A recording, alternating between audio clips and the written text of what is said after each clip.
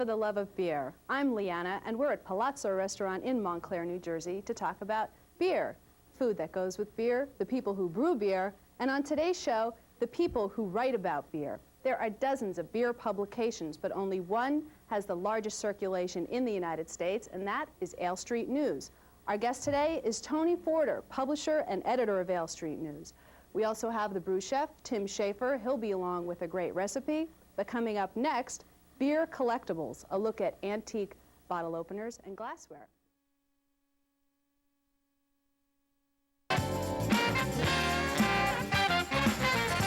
This is a collector's item. It's a first edition book by Michael Jackson. I have his autograph here when I saw him at a beer tasting. There's a lot of things to collect in beer that I think are going to be very valuable in the years to come.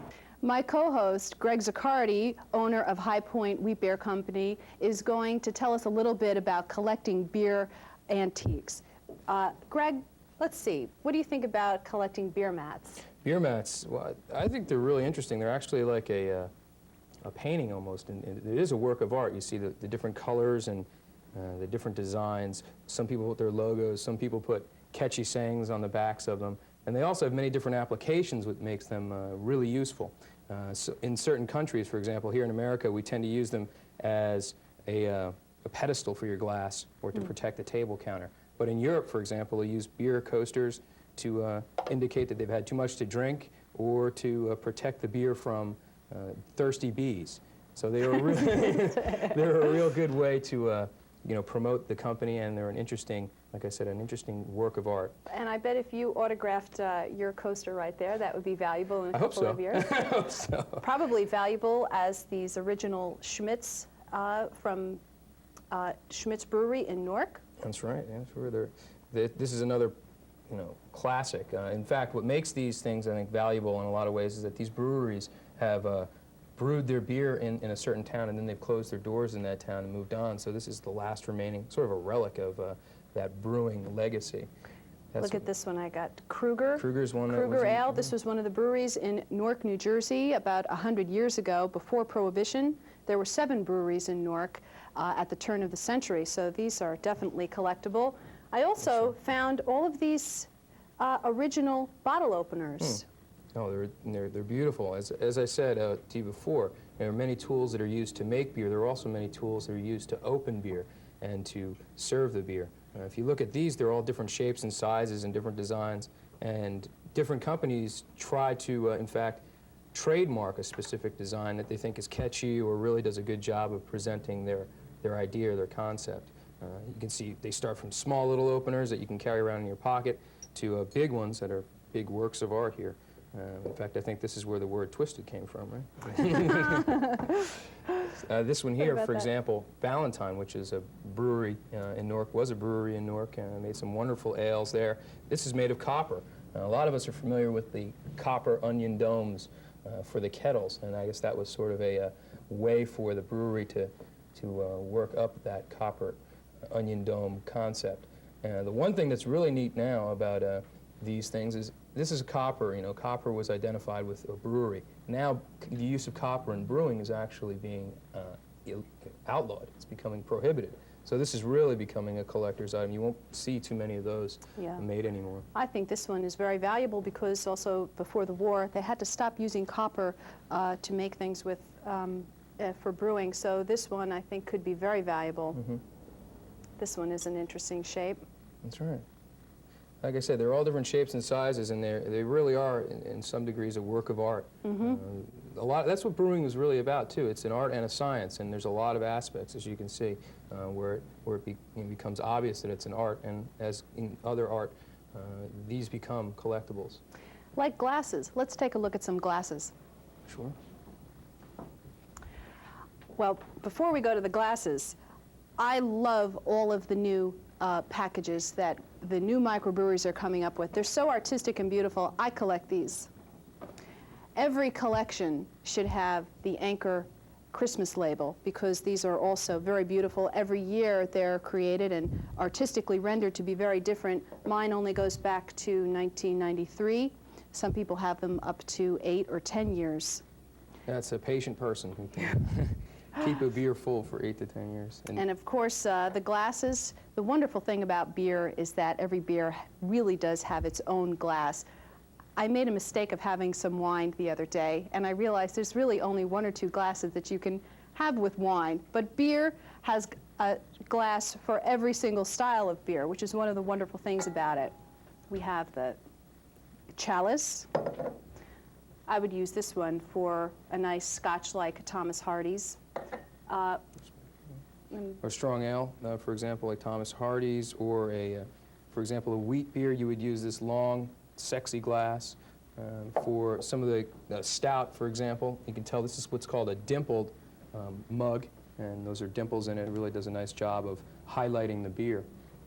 Do you think this would be worth something someday? So again, it's, sure, it looks interesting. It's an ornate glass. It's not your run-of-the-mill glass, and that's what I think makes it special and collectible. And what really makes it valuable is if you've enjoyed a beer in that glass in a particular situation. I think that is really what defines it as valuable in many respects. Do you know what this one does? No, I don't. If you turn the lights off? For Halloween, this one glows in the dark. I think that's collectible too. Sure. I keep all of these. And again, the labels are so beautiful. If I had the patience to soak them off, I would make a book of them. But I keep all of the bottles because I think they're valuable. See the Celebrator? You want to show that? Sure. The Celebrator, that's a classic, strong Doppelbock.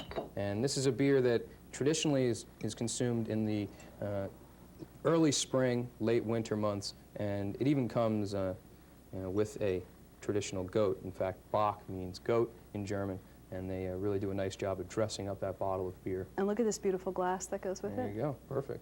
You can even put the goat around the neck of the glass. It's gold rimmed and everything, nicely done. I found something else. You might think that this is a wine basket, but I use it for carrying my special beers. They fit just perfectly in here.